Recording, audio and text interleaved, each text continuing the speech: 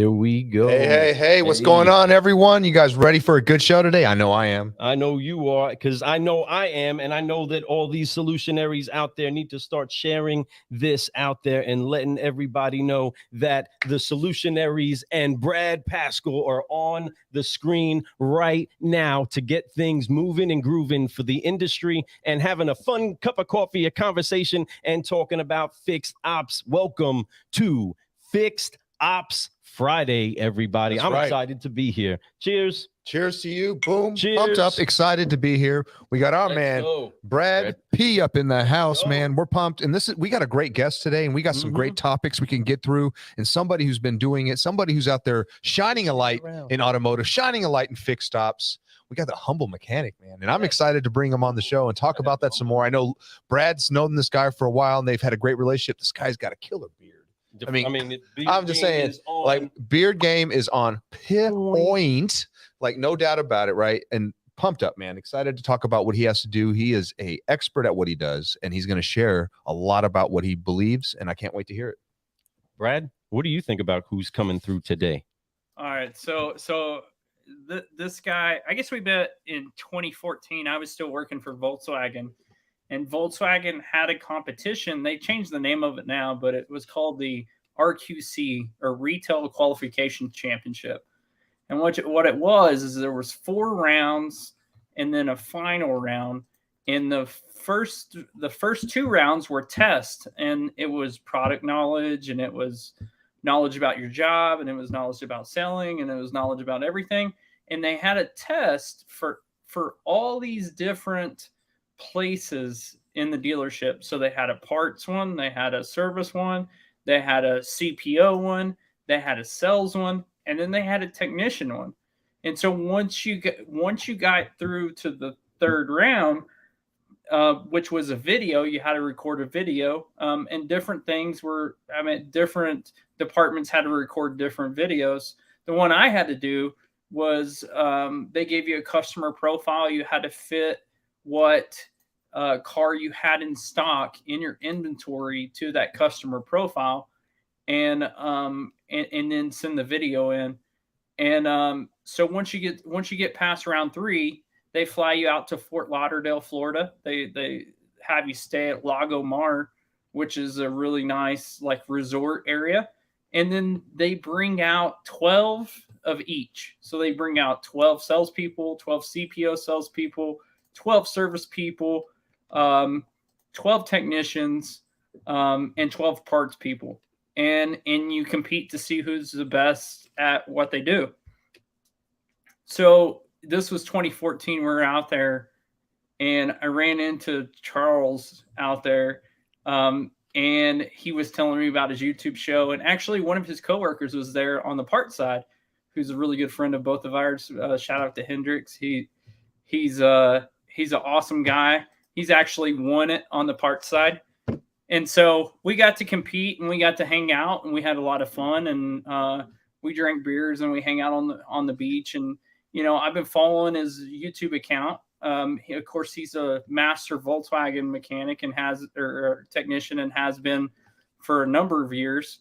And I thought it would be nothing. It's kind of funny that I've switched to the fixed up side, and I figured it'd be kind of funny to have him on the show, and kind of a cool full circle thing to have him on and show what he does in his community, how he brings people together, how that he really impacts the community, and show some love, because he has a fantastic YouTube channel. He's probably the most watched. I would venture to say he's probably the most watched technician on YouTube. Holy smoke, bro! So Let's go. Hello there.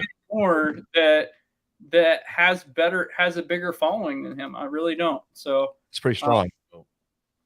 So let's welcome him to the show, man. Let's get him to the show. So you car guys and you car gals, do what it is that you need to do, and tag a car guy, tag a car gal, and share. Get the word out there, because we have an incredible solutionary that's dropping into the cafe right now to brew some solutions on fixed ops Friday. We are excited to be able to see what it is that we can brew up right now as we welcome in the one, the only Charles Sanville, mechanic, man. What's going on, bro?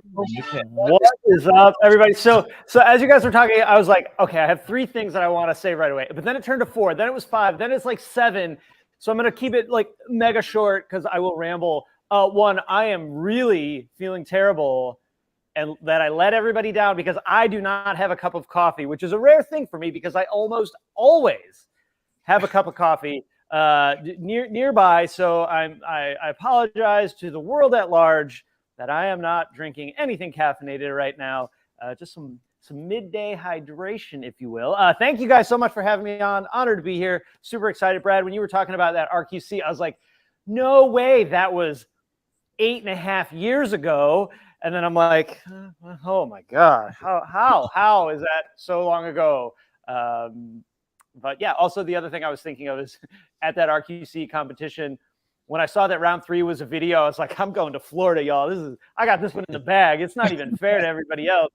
And then I rapidly got my butt handed to me in that competition. I came in feeling good, and then, man, I left just wah, wah, wah. Hey, you know, let's just be honest. Out of all of our group that kind of hung out, Hendrick's the only one that's won the thing. The closest I was got hoping to like get some good vibes off of him, but apparently not. Yeah, so the closest I got was 3rd in 2016. But wait, are you sure that was 2014? That had to be 2016. No, I think it had to be because it had to be 2015. No, I'm pretty sure.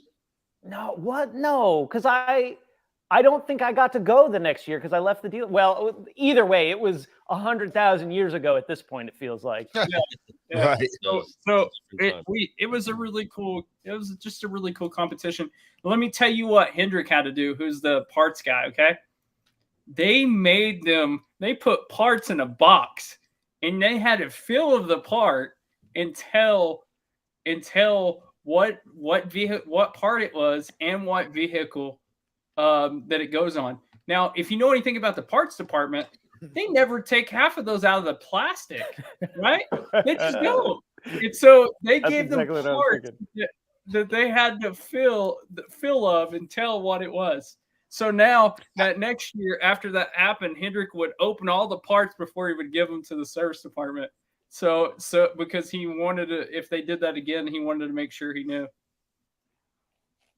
The crazy competitions I imagine they have to come up with to keep it like fresh and new, because there's a good swath of people that end up going multiple times, which is awesome. Like that is one of the things that I really do miss about being at the dealer and being in that kind of technician community with VW. And I'm going on now. I will have been out of the dealer 6 years in April, so a bit over 5.5 years.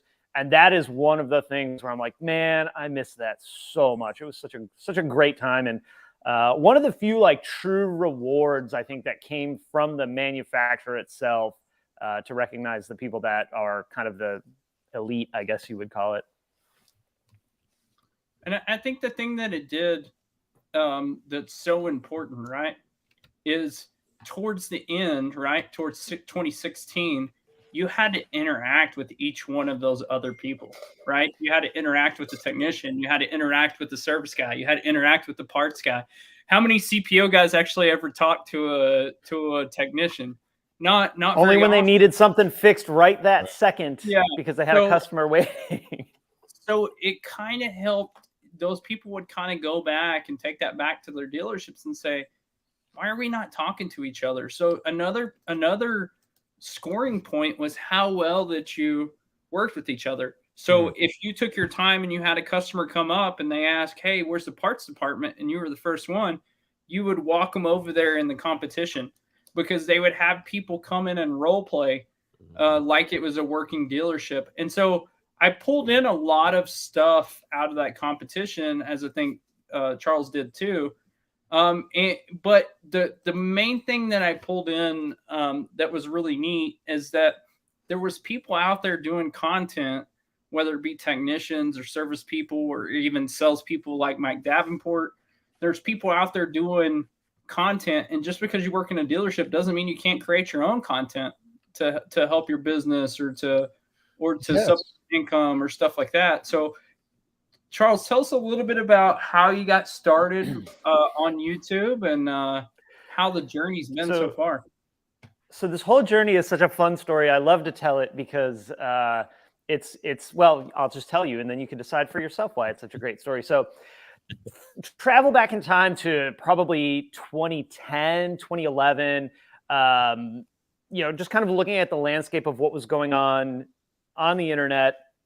Everything I saw car related was, come buy our car. We have this car and it's on sale for this many dollars. And I was like, okay, well, that's like, this advertising marketing I'm seeing. So I started looking for some representation of service. And when I say there was none, there was none.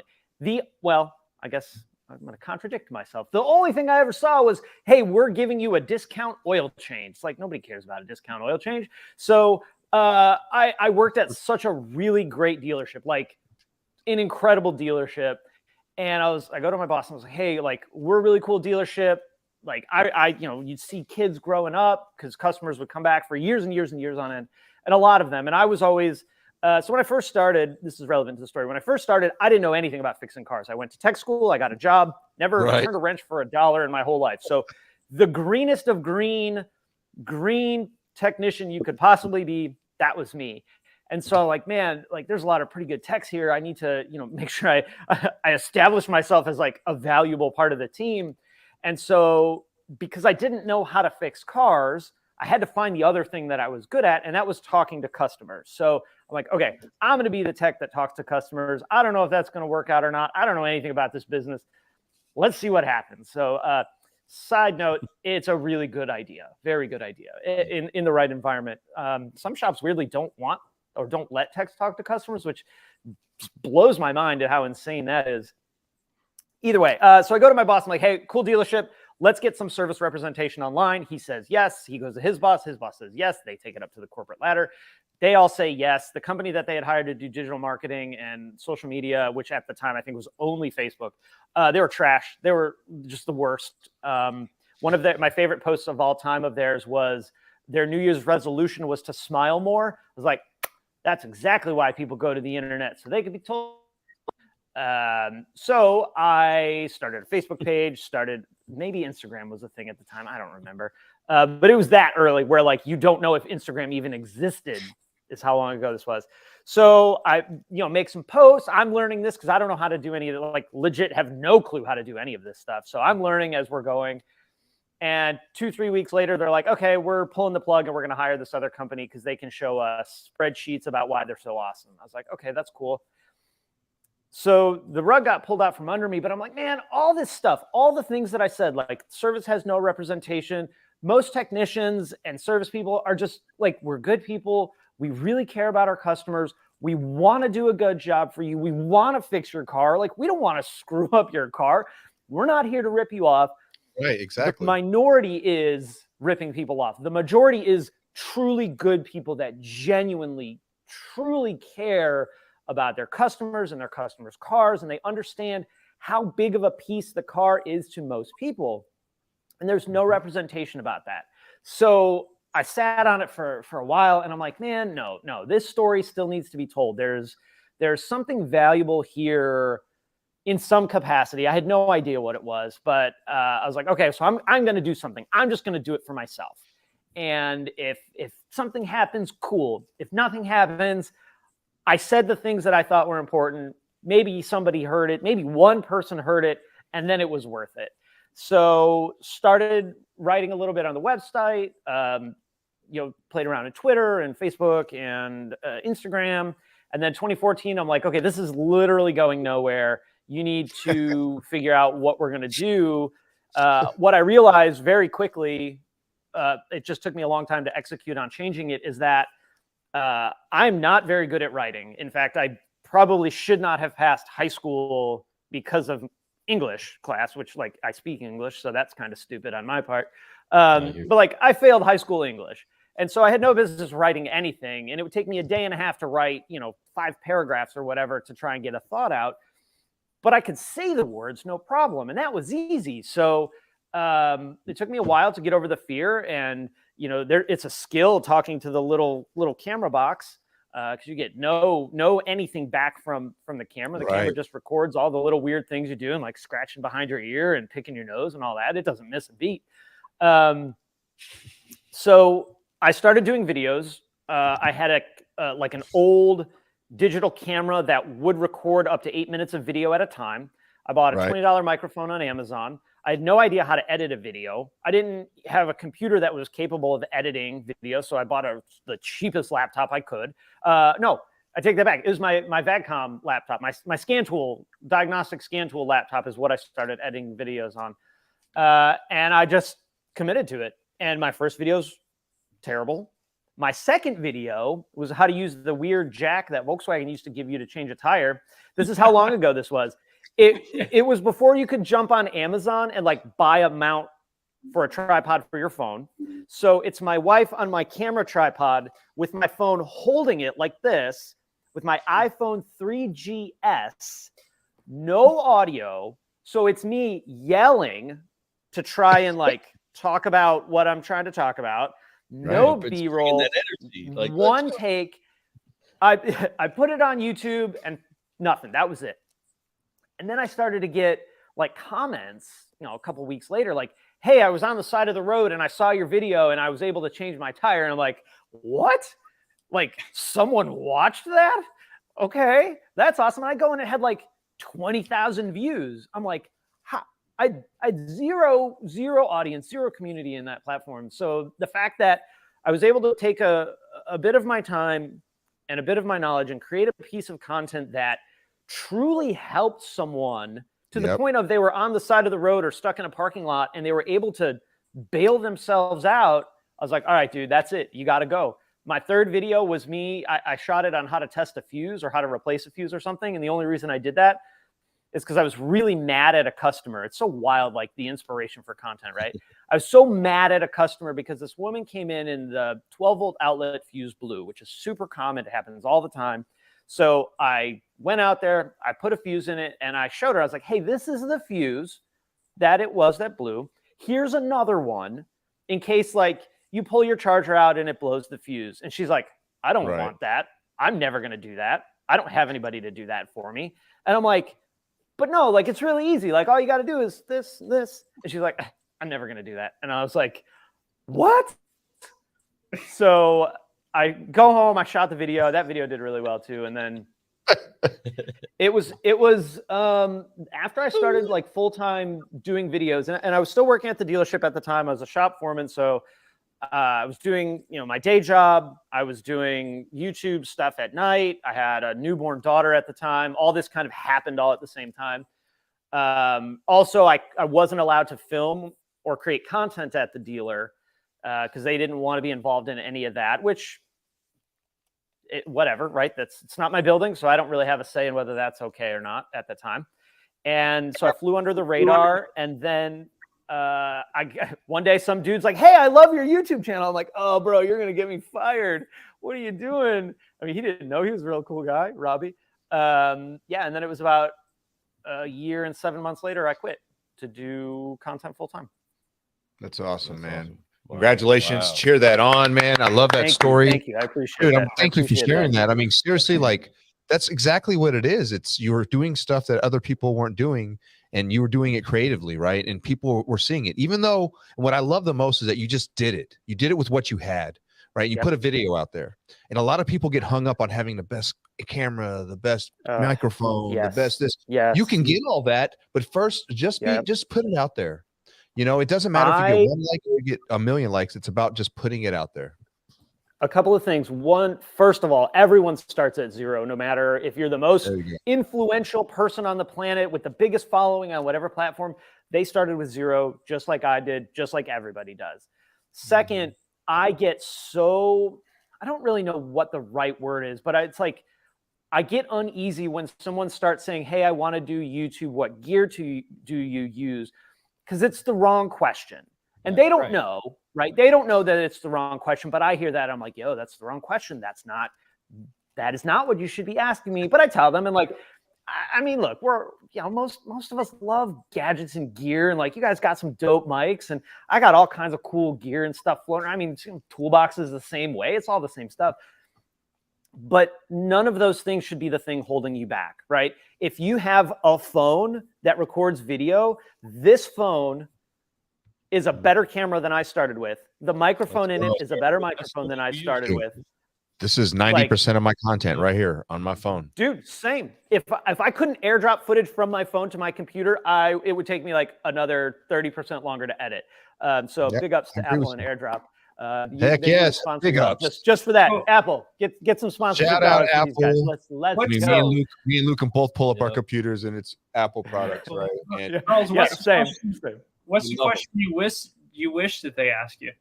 You can sponsor us. I wish they would ask me something to the effect of, how do I get over my fear of getting started? Because that's what it is. It's not they need the best thing. They're scared. And I relate to that. I mean, when I talk about it, it brings me back to that very first day of filming that first video, and I was terrified. Heck yes. Terrified. Because even if I did it, I don't know what to do with it. I had never edited a video in my life.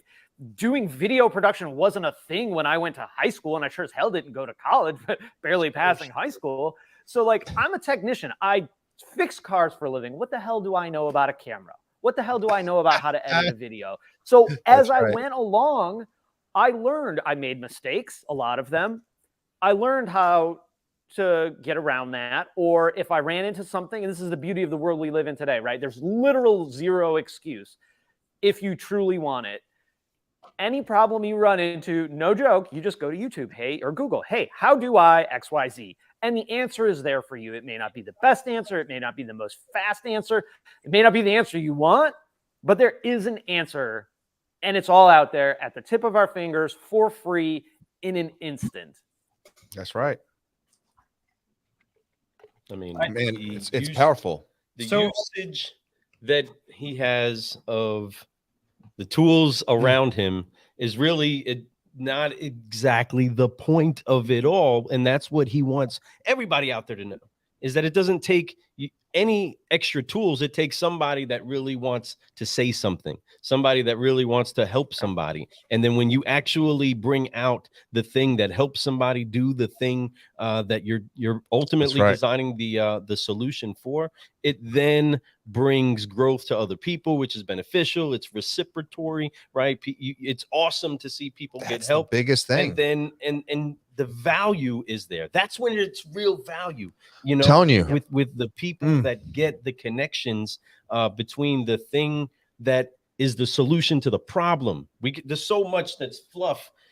The good stuff is the solution to the problem, right? The little tiny bean inside of a coffee, bush. That tiny little pit is the coffee bean that we're trying to find. You know what I mean? Ultimately, you can deliver that.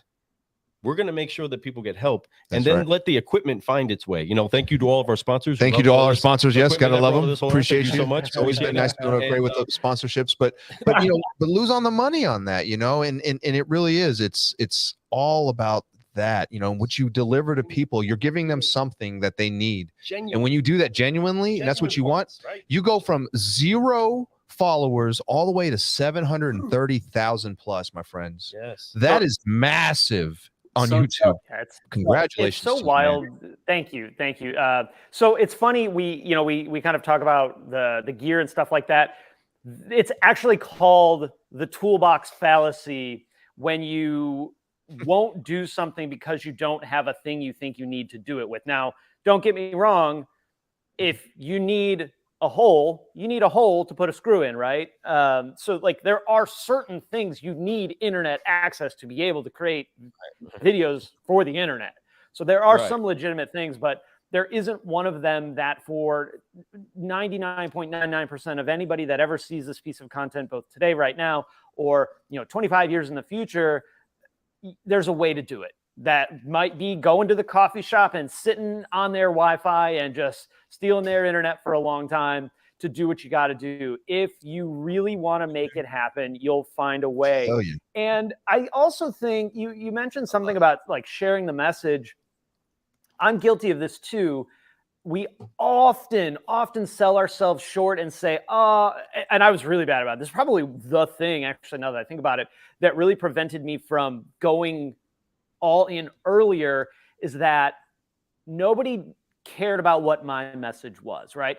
It's just me. I'm just a technician. I only fix cars, right? I'm just a dude at a dealership in the middle of North Carolina. What does anybody care what I have to say? Well, there is someone that does. There is someone that wants to hear whatever. Now, maybe not whatever, but right, whatever it is that you're saying, there is someone that desires that bit of knowledge that you have to share, or maybe needs to hear that little sentence that you said just kind of in passing, or not really thinking that it was like this deep philosophical thing that you were trying to say. And someone hears that and perceives it maybe differently than you intended, but it's the thing that they needed to take the leap that they wanted to. I mean, when I left the dealer, if I explained to you what I actually left, everyone would think I'm the stupidest person on the planet. So when I worked at the dealer, I was a shop foreman. I'd made really good money. I didn't even have to be there all day, every day, because I wasn't paid on flat rate. I was shop hours. So as long as the shop was productive, I got paid. I worked like 7 to 4:30 Monday through Friday. Good benefits, 3 weeks paid vacation, week of sick time. I come and go as I please. Dope boss, good advisors, great techs, good. Okay, parts department. Sorry, Hendrik. I had to throw a dig on you there, buddy. Really good parts department. And so I had what everybody wants in their job, right? Their job. I also had a daughter that was 1 year, one couple of months older than one, however many months that is. And I had it all. And I said, you know what? I'm going to quit my job that I've worked at for almost 15 years. It's really great and stable and make good money. And I'm going to make videos on the internet. When you say the words, it's so stupid. But when I look back at that time, the only regret I have is I probably could have done it 6 months sooner. And been okay. Yep. But you know, those are those things. And brother, Lou and I know exactly how you feel, you know, and we've been there, we've done that. And, you know, we definitely are following and we're loving what you're doing, man. And it's amazing because that leap of faith is scary. Leaving massive income and leaving great places with good people, right? And to take a leap of faith, knowing that what I have is for the betterment, right? Not just for myself, for so many others. I can give more by actually going out and doing it myself. It's not that I'm selfish. It's none of that. Matter of fact, it's because I'm not selfish is why I need to do this. If I was selfish, I'd stay at this job. I'm good. It's easy. There's nothing to worry about ever. No but, you know, I'm taking a lot of risk, but it's worth it because you get opportunity. You put it out there. People are following and they're watching and they're getting value from that. And that is a great thing.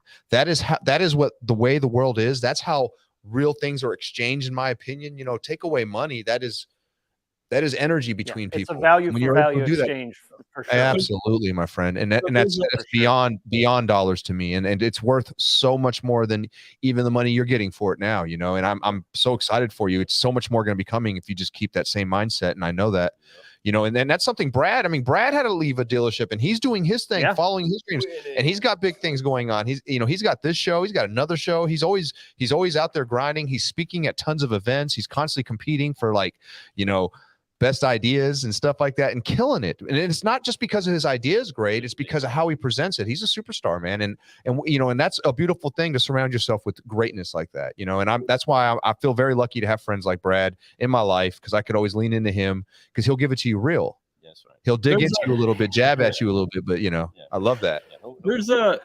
So I'm the opposite of Charles. I got A's in English and literature class, but there's a 17th century poet by the name of Maria Rainer Rilke, and there's a book called Letters to a Young Poet, and basically what it is a collection of letters of this young poet that's writing to Rilke, and he's asking him.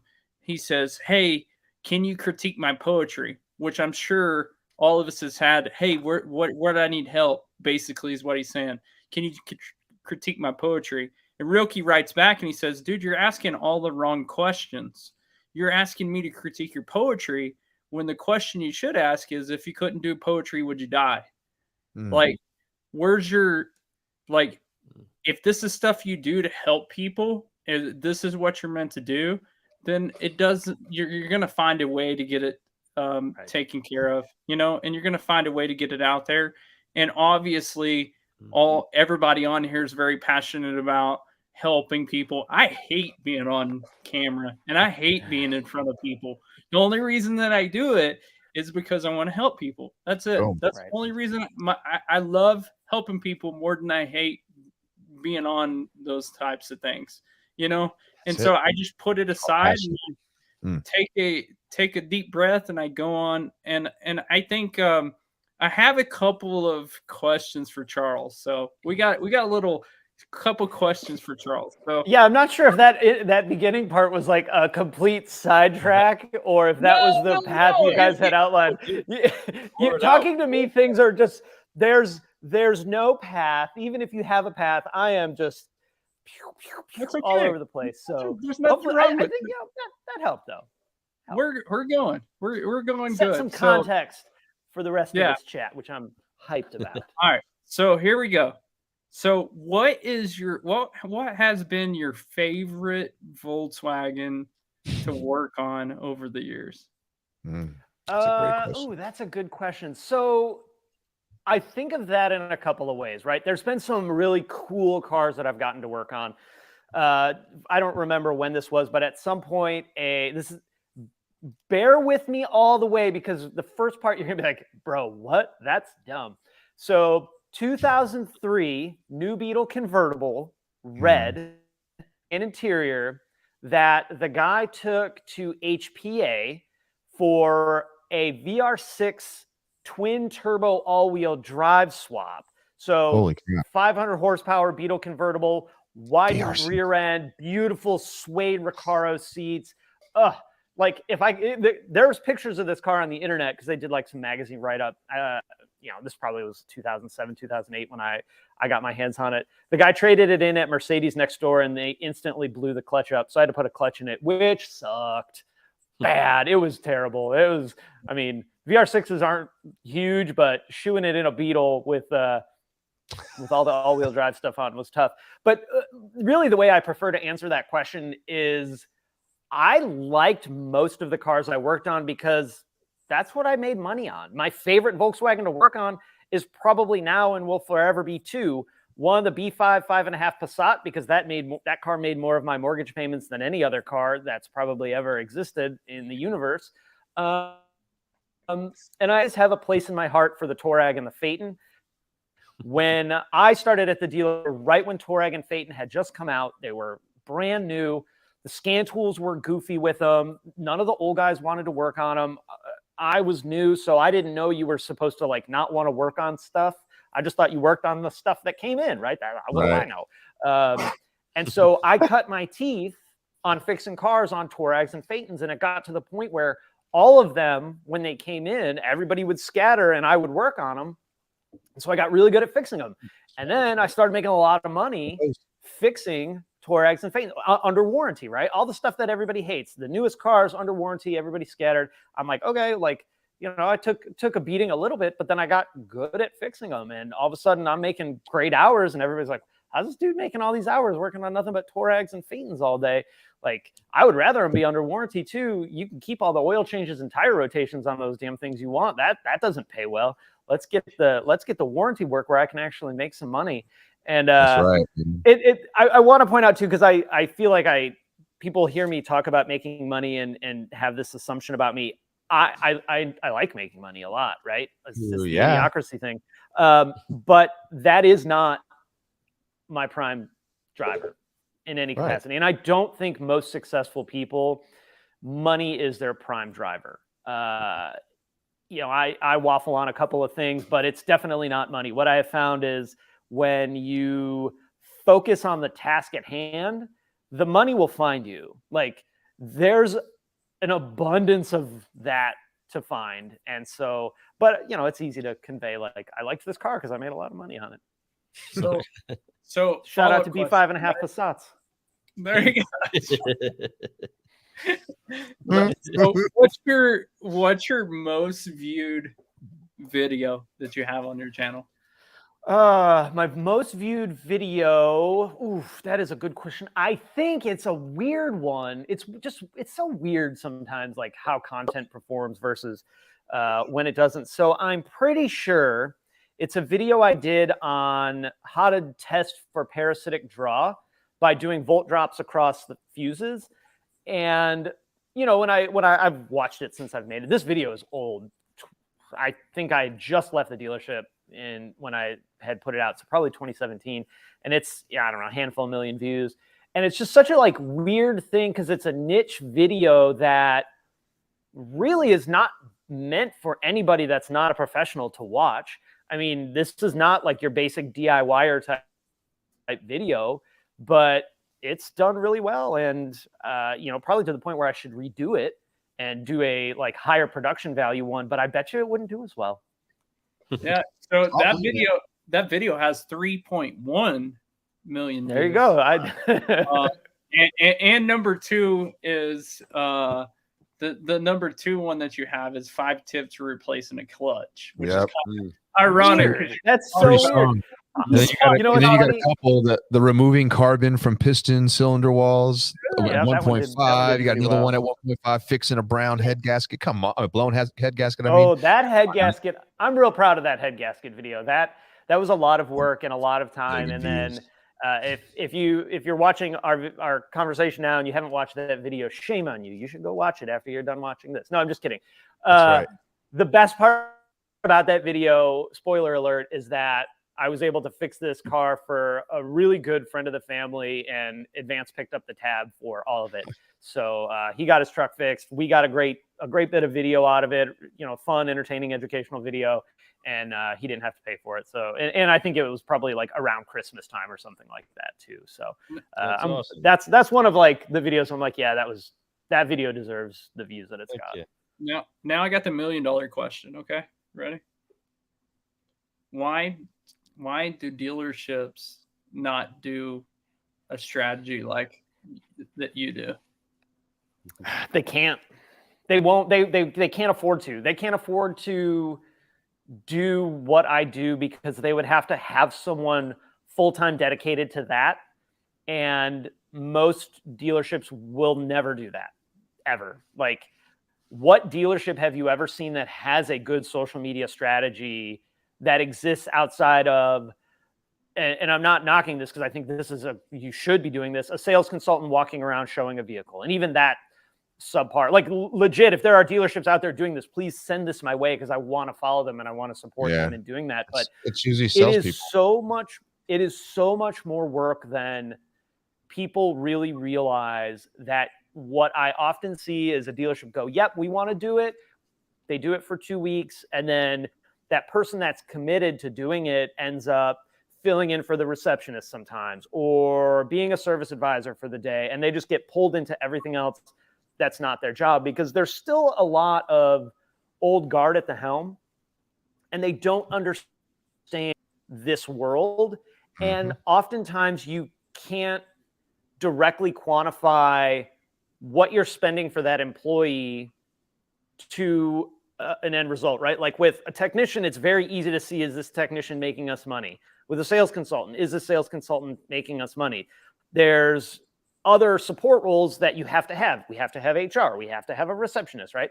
That are not quantifiable. But I don't know how you quantify. I'm paying this person $50,000 a year to make TikToks for us. Are we selling any cars because of that? Who knows? Which is silly. But I understand it. I think the thing that they don't factor into consideration is that if you had a good strategy and you implemented it and you were able to monetize down the road, right? It's going to, all of that foundation that you lay, not only are you going to get monetization from YouTube, but any other video that you post is going to do well because of the following if you sprinkle in some of those other videos. And I think that it's a big miss because I completely agree. Obviously, I completely agree. Yeah. So I think it's a big miss, and I think that's a big challenge that we need to challenge. And there's so much short-sightedness. And I hate it, and I'm picking on the dealerships about it, but I also want to make sure I'm clear. I understand all of why it starts and then goes away, or it never starts at all. But I put it to a dealership like this. Like, we're going to make a piece of content that everyone in the whole entire world sees, right? And it's going to be about whatever, how to check your oil. We'll just use that as an example. And their rebuttal to that is, well, I don't care if someone in California sees this video because we're in North Carolina. I was like, fair point. Let me give you a counterpoint. Someone in California watches that video that has no ties to North Carolina at all today, but then, oh, lo and behold, their kid goes to UNC, and now they have a kid that's 30 minutes from here that drives a Volkswagen, or their mom lives in North Carolina, right? The world is very big. It's so wild, though. It's also really small.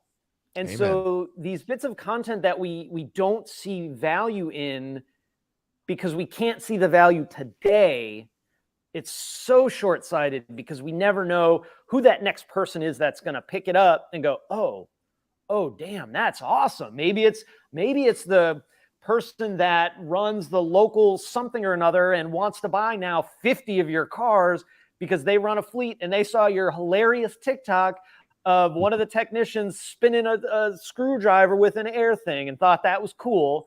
And now they're going to buy 50 cars from you. Do you think that doesn't happen? Of course that happens. All the time. Yeah. And it's the consistency of it all too, and that's the biggest part. One of the biggest attributes you have is not just doing one video, is that you kept doing videos, and that's huge. And that's massive. And you kept getting, better at it. Like, a lot of people are hung up at first. Oh, my video. No, but you know what? It's not about that. It's about being continuous with it. And that's how you get better at it. Right. And that's something that you show also. It's that consistency builds a lot of confidence inside you. It shows people and puts confidence inside them about you. And then your following will keep growing. And that's how you monetize. And that's where things become great for you and where you're able to make that money. But at the end of the day, you're really, like you said, we said at the very beginning of the show, we're helping people. That's right. Right. Helping people. And that's all you have to do. And if you have something that a lot of people are out there that need it and you have it, go out there and put it out there on social media. Sure, it's free and they're not going to, it's free information. But you know what? The more we give, the more we get. A lot of people will see it. They'll be like, yeah, that's really cool. You know what? I want to do it. I'm going to take it in and show it to my man, Charles. Yeah. He'll take care of it for me. Right? Because he knows how to do it so simple. Right. I don't care if someone watches a video and they're like, oh, I got this. I can do this video. No problem. Or they're like, oh, did you see that? See me catch that earbud, by the way? That was pretty sweet. Or they're like, holy crap, that's way harder than I ever expected it to be. I'm going to take it to my tech and have them do it. Right. Hey, both of those, in my opinion, are a victory for the person that watched it. They either got the confidence to do it themselves or they got the experience to go, and they took it to someone else. It's like, that's worth paying somebody to do there. Actually, I mean, I can see that I can't get that done, so I'm going to pass this on, because then next thing you know, they take apart a motor in their freaking driveway, and they don't know how to put it back together. And what did I do? Something springed off. It's a lot more expensive to tow it over than to just drive it over. Right? Yeah, absolutely. But and that's awesome, man. And that's something that's really neat. And I think that dealerships should take heed on that. I think that not just dealerships, but dealerships should encourage their salespeople, especially, and their service departments, especially, everyone that's on the floor, to go out and market themselves doing things like that. Sales pros should be out there talking about how people can be able to buy a car easier. Mechanics should be telling people how to be able to check their oil. Be able to look at their tire and know if they need to get new tires. And if they don't know, they can always come by, because we do free tire checks here. Right. Ding, right. So there's so many things in so many ways, There's a lot of fear still, I think, and justifiably so, because they're relinquishing control of a message, right? When you let a technician speak about stuff while they're at their dealership. The dealership sees that as they're representing the dealership. And I don't necessarily disagree with that. But then now the dealership doesn't have control over the message. And what's hilarious is they want to go viral for something, but they want to control the message, which that's not real. That never happens. That literally is two opposite things. And there are some people that don't understand nuance and things that should and shouldn't be said. And I mean, I would have been, I look back and think like, man, if I could have talked about where I worked when I started making content, do you know how much more business the dealership would have done simply because I hit record on a camera or my phone or whatever it was? Like, it would have been wild because nobody was really doing that on behalf of a dealership. But, and to be fair to the dealership, they didn't know. They were clueless about the whole world in that space. But I see kind of both sides about it. I think it's silly for companies not to let their employees talk about it. I think it's worth honestly coaching them and teaching them how to do a good job and how to create a well thought out message that represents the brand properly. You got to have a process and show them how to do it and supply them the software and whatever is the training that is needed to know how to put it out there, how to market themselves, turn themselves into businesses, but do it the right way. No different than how Ford would do it for a Ford dealership. No different than how Volkswagen would do it for a Volkswagen store, right? We got to pass that down the right way so people do it the right way, and then there's a lot of companies out there that can show them the right way, companies like Fix Ops Digital. I'm just saying, like, killing the game. Do you have a ding button for that? I feel like you need a ding. No. Right? And like we said, this isn't but I just like to always throw shout out because I see what they're doing out there in the market. Between people that I know, clients that they have, they're doing a great job. And there's a lot of companies that can really help you do that. And there's a lot of things that you can, but I could tell you they do a great job. So I got to give them shout outs when I can. So I love it. I love it. I think one thing that's that you guys, I was thinking over here while you were talking, and I think what the model that dealerships should do is what we'll call it the dealership influencer model. Pick one person in the back that's a technician, pick one person that's up front and a salesperson, and then you have two different types of content, and then listen to customers, or what customers are asking, or what questions customers are asking, or what things, if there's a common issue that's coming into the service department.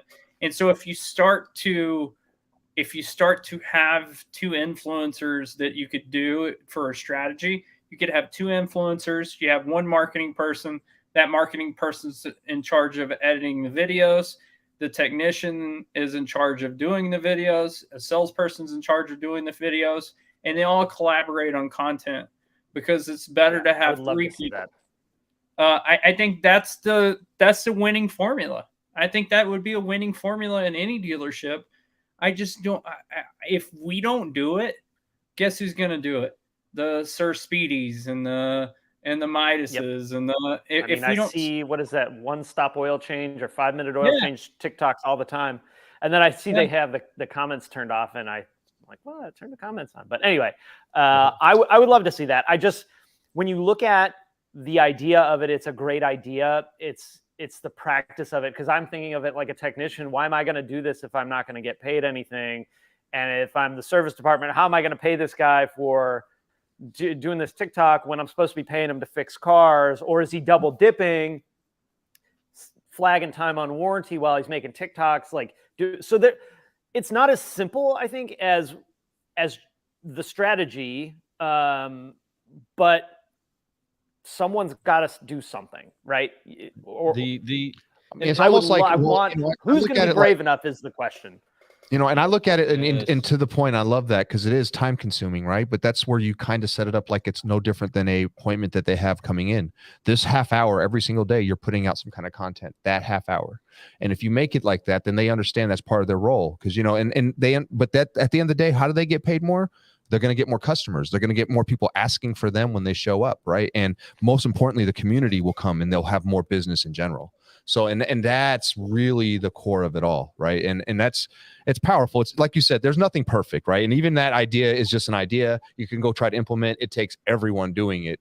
If one person doesn't want to, it falls apart, right? So it's very important that everybody's involved and everybody's working hard towards it. But yeah, man, there's a lot of different ways we can skin this cat, and I love this. We're talking really great stuff here, my friends. For all you out there, this is Fixed Ops Friday, man, and we have Charles in the house, the humble mechanic, and he's crushing it. He's bringing some great insight, talking about his experiences in so many things. But we're talking about right now marketing and how great can that be? Giving consumers what they need without expecting anything back. And guess what happens when that happens? You get everything back 10 times, right? And it's powerful, and so powerful enough that you believe in it so much that you leave the perfect job. For anyone in a position, what he's doing, that's the perfect job, right? And I know, like I said, I sympathize, I empathize. I know what that's like. A year ago, I'm gone from that job, but you're doing a great job, and you believe in that, man. But and so that being said, brother, we appreciate that you're here. I know that there's a few more things that Lou wants to throw on top of that. Yeah, I mean, let's go. So much. You're pouring so much out. And in there, I mean, guys, if you don't have ideas, if you all aren't swirling thoughts and believing that there's possibilities for you to be able to make things happen where it is that you work, well, man, your wood is wet. We're trying to let a fire underneath you to say, go after what it is that you're passionate about. Say what it is that's actually on the heart, because it has value. If you have it, let it out. Pour it out, let it be released, let it out, so that you can actually be refilled. And the important thing about what it is that is constant and consistent about Charles and all of these here is that they're brewing solutions. They're trying to find a way to make things better. I mean, seriously, consider how simple it would be for what I believe already is a position that exists. Many franchise dealers had a position called the Internet Manager. We hired our entire sales team to call themselves the Internet Managers, right?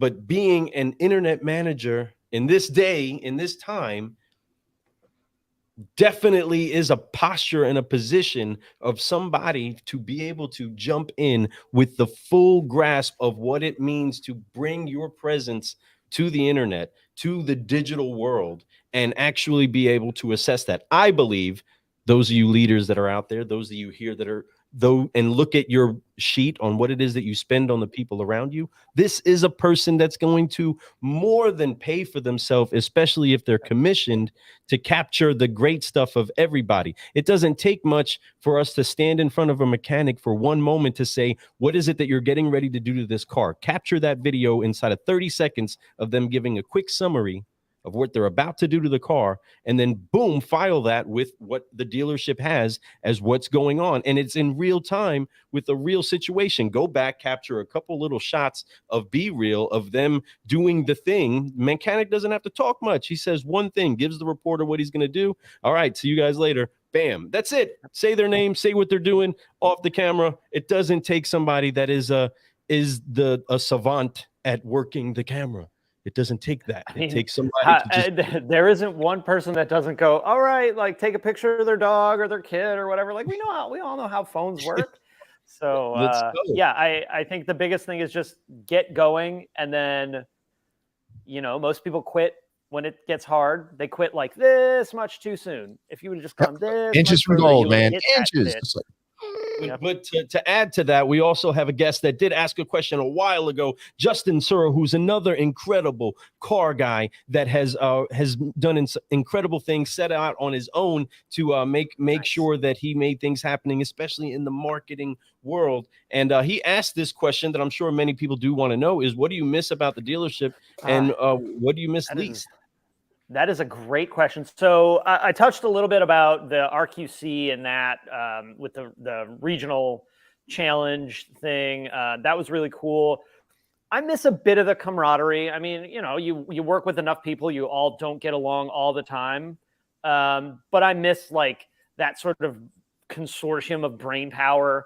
I miss the customers, probably like my customers a lot. That's probably the thing I miss the most, because I had there wasn't a week that went by that I didn't have at least one or two cars that were like my customers that had been for years, and they'd been through many different cars and they still always came back to me. So that was really cool. That's right. I don't miss What don't I miss? I don't miss hearing we have a waiter paged over the intercom. I can tell you that. I'm sure there's like a lot of little things that I just, miss the least. There's always some corporate nonsense going on, when you work for a corporation and there's the brand on the other side of it. There's always some kind of nonsense happening there.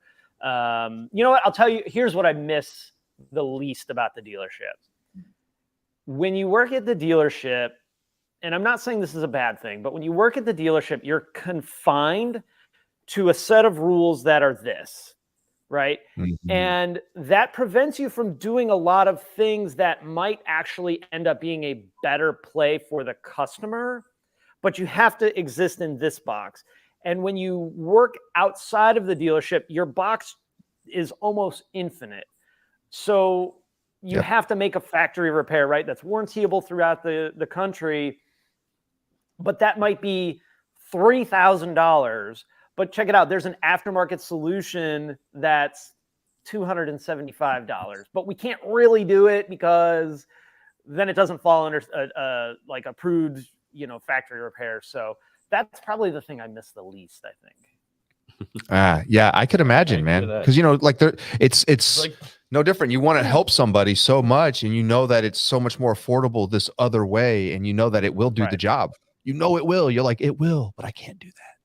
And that's a shame, But that's why you could put videos out about it, my friend, right? You can show people ways and make things happen for them. There's a lot of great people. I mean, there's a lot of great information on YouTube, not just how to fix cars, but how to buy cars.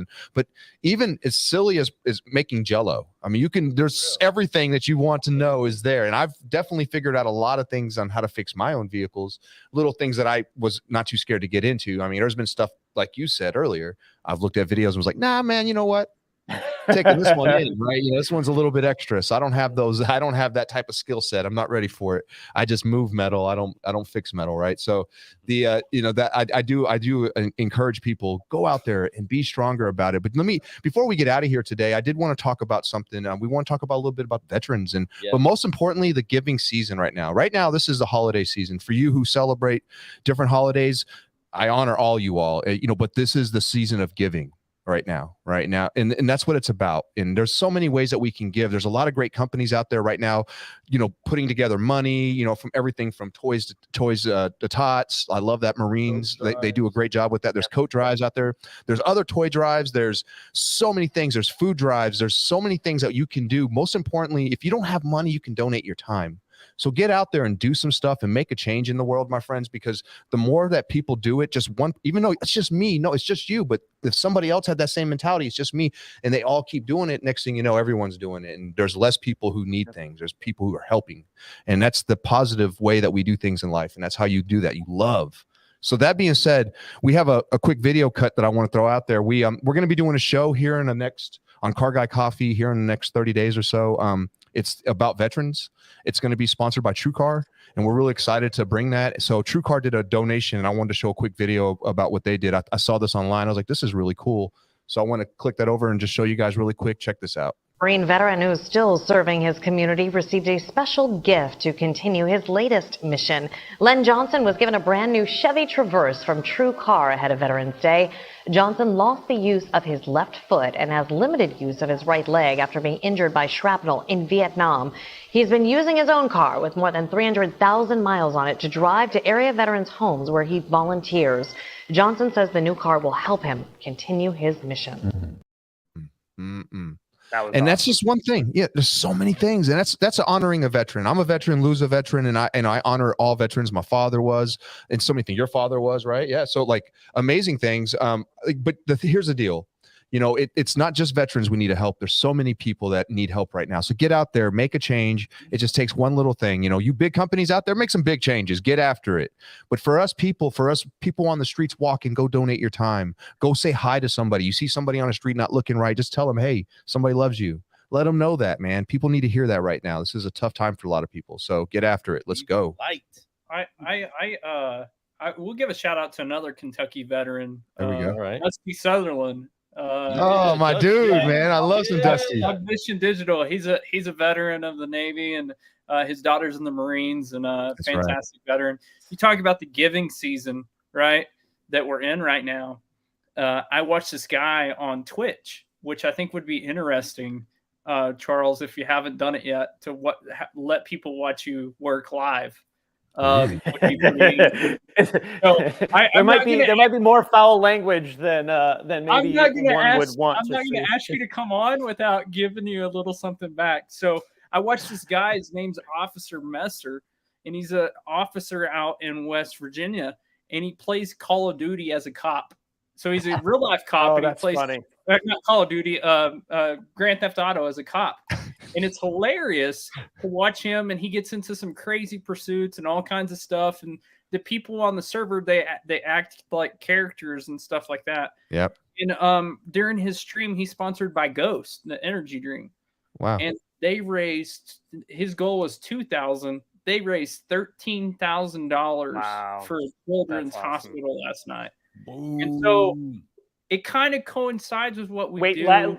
Sorry, I want to make sure I heard you right. Last night for one stream was 13,000. Yeah, it was like 2 hours. That's awesome. Yeah, so it helped Ghost reach their goal, and Ghost matched the goal, where they pretty much just gave $50,000 to a children's hospital.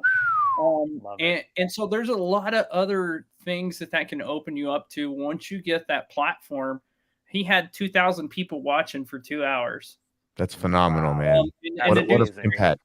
Yeah, so the dude's breaking down on stream, and he was really emotional, and it was awesome to watch because and Courtney and I donated a little bit to try to help reach those goals. You know, we do some Angel Tree Kids and stuff. I think we have 8 or something like that. She comes home with a stack of them, and then we can go together and get all the presents and everything. So that's so fun, man. That's some of my favorite things to do. I think it's a cool thing, and I want to thank Charles for being here. Charles, if someone wants to reach out to you, they have a question or they have a content idea or anything like that, what's the best way to do that? Yeah, so from the website, humblemechanic.com, DM me on Instagram is cool. I don't really check Facebook direct messages, so that's probably not the best way. I have this really tough email address to remember. It's charles@humblemechanic.com. Yeah, send it my way, and I will do my best to get at you. This is a one-man show around here, so sometimes it may not be the instant reply you need. So if you're like, I'm in trouble on the side of the road and I need an answer right now, I might not be your guy. You might want to phone a friend. Just go to, matter of fact, just go to his YouTube page, and he probably has the answer inside there. Just search for it. That's bingo right there, man. See, I know what's up. I know how to do this. But that's what I'm saying. But and then go in there and then like it and follow it and hit that bell button. I'm telling you, he's got some great stuff for you guys to be able to follow. He's already got a great following, but let's get him to 1 million as soon as possible, because 1 million followers, dude, that'd be a big mark. And congratulations, 730,000 plus, man. Yeah, it's that's wild. massive. It's sometimes it's easy to lose sight of, like, you look at YouTube channels and it's like 25 million, and ultimately, like, does the number really matter? I don't know. Probably not. But so you look at these really big channels and you're like, oh man, 25 million, that's so many. 3 million, oh my gosh, it's so many. It's sometimes easy to lose sight of, like, having 1,000 subscribers on YouTube is huge. Like, that's a big step. Huge. Do you have your silver? I'm just super thankful. I do. It's in my office. Oh, okay. So we got to get him that gold. So I don't know if you know this, Fred. When you hit a certain amount, they give you a silver play button. When you hit 1 million, they give you a gold play button. And then I forgot what it is. When the next one's a platinum. So wow. I think it's 10 million.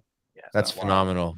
That's a phenomenal thing. And it. I can't wait. I'm excited that we got to meet you today, man. North Carolina, we're in Kentucky, brother. Let's go, Southern friends, right? Let's get it going. Hey, appreciate your time today. It was a great show. For all you out there viewing, Charles at humblemechanic.com. Go to his YouTube page. I promise you will find something there that will give you some value. I promise. If not, just remember, if you got a friend that's got a V-dub that's breaking down, because they do all the time. Just kidding. Make sure you guys check that out. Also, sometimes, there's some random fun stuff that happens. So this TT right here behind me, I bought with the engine completely disassembled, like just boxes of parts. In fact, those tubs right there, the way this is all staged is kind of a nice version of how I bought it.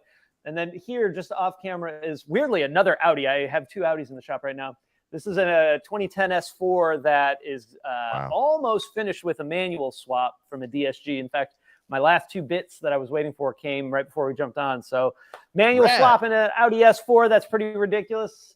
And a TT that, I don't know, one day I might get finished with it and maybe it'll run. Folks, look at that content right there alone. I don't know. Great stuff, man. I appreciate your time, man. Awesome. Honor to have you. We got to do 2 more things. Yeah. Number 1, we got to get this guy a care package out. So he has a Car Guy coffee mug in case he comes back, right? That's right. I will not let you down next time. I promise I will have coffee. Give me some hats. And make sure I get that address and I'll get that out because we got some stuff over here to send. And then love it. Thank you. I thought you were going to forget that we got to forgive focus. No way we're going to ever forget that. Just waiting for the right opportunity to make sure that when we're inside of the mechanic shop, sometimes when you're inside of the front, sometimes doesn't matter what time it is, F-bombs get dropped all around the dealership, everybody. And we want to make sure that we do replace those Phil Flam Flarm F-bombs and make sure that we replace them with a little forgive, focus, and fly. And so that we can keep growing, let's do what it is that we do. We wipe off the weight of unforgiveness. We focus on what it is that we can do, who we can help, and we stretch out. And we all right, here we go. Keep growing. So help us out one time. Right, Charles, come on. Hands on the shoulders one time. Forgive, focus, fly on 3. 1, 2, 3. Forgive. Focus. Fly. And keep growing. Keep growing. Man, love you all. Hey, season of giving, folks. Get out there. Give. Share. Love. It's important. Let's go. We'll see you all soon. Stay tuned for next week. We do have another great Flashback Friday that's you all are gonna love. It's another repeat, man. Whew, and one day this show will be a flashback. So let's go. That's right. Peace.